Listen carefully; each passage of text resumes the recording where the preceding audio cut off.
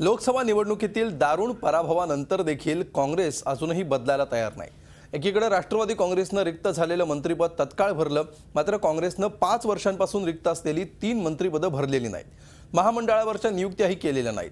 त्यामुळे कार्यकर्त्यांची नाराजी वाढत चालली आहे आणि त्याचा फटका विधानसभेलाही बसण्याची चिन्ह आहेत।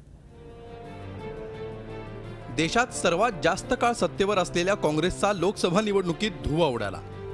निवडणुकीत बसलेल्या फटक्यामुळे काँग्रेसमध्ये प्रचंड अस्वस्थता आहे। यातून कसं सावरायचं यासाठी पक्षाच्या बैठकांवर बैठका सुरू आहेत। एकीकडे सरकारच्या आणि मुख्यमंत्र्यांच्या कारभाराबाबत काँग्रेस पक्षात आणि मंत्र्यांमध्येच नाराजी आहे, तर दुसरीकडे कुठलीही संधी मिळत नसल्यामुळे पक्षाचे कार्यकर्तेही वैतागलेत। विधानसभा निवडणुका 4 महिन्यांवर आल्या असताना राष्ट्रवादी काँग्रेसनं महिनाभरापूर्वी रिक्त झालेली मंत्रिमंडळातली एक जागा तत्काळ भरली, पण दुसरीकडे काँग्रेसची 3 मंत्रिपदं मागच्या 4.5 वर्षांपासून रिक्त आहेत। राष्ट्रवादीनं आपल्याकडील बहुतांश महामंडळांवरील नियुक्त्या करून कार्यकर्त्यांना संधी दिली, मात्र काँग्रेसमध्ये महामंडळावरील नियुक्त्या दूरच साधी एसईओची पदही भरलेली नाहीत। मंत्रिमंडळाचा विस्तार, महामंडळावरील नियुक्त्या आणि एसईओची पदं भरून काँग्रेसला हजारो कार्यकर्त्यांना संधी देता आली असती, मात्र काँग्रेसनं ते केलं नाही।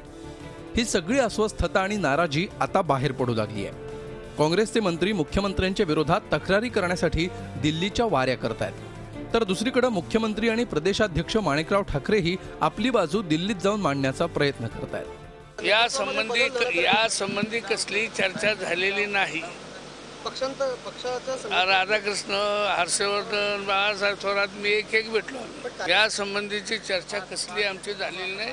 इलेक्शन नंतर आमच्या अध्यक्ष आहेत, त्यांना भेटण्यासाठी आम्ही गेलो। लोकसभा निवडणुकीतील पराभवानंतर पक्ष आणि सरकारच्या पातळीवर काही बदल केले जातील अशी अपेक्षा होती, मात्र काँग्रेसच्या परंपरेनुसार असे काहीही बदल होताना दिसत नाही। लोकसभा निवडणुकीतील पराभवामुळे एकीकडे काँग्रेसचे नेते आणि कार्यकर्ते हतबल झालेत, मात्र या हतबल झालेल्या कार्यकर्त्यांना बळ द्यायचं सोडून काँग्रेस पक्ष आपला जुना पीठ सोडायला तयार नाही। त्यामुळे सगळ्याचा फटका आगामी विधानसभा निवडणुकीत काँग्रेसला बसेल अशी शक्यता व्यक्त केली जाते। विधान परिषदेच्या राज्यपाल नियुक्त 6 जागा निश्चित करण्यासाठी राज्यातील नेत्यांना दिल्लीत 5-5 तास कसरत करावी लागते, तरीही नावं निश्चित होत नाहीत। याचाच अर्थ काँग्रेसनं पराभवापासून काहीच धडा घेतलेला दिसत नाही हे स्पष्ट दिसतंय। सागर कुलकर्णीसह दीपक भातुसे, झी मीडिया, मुंबई।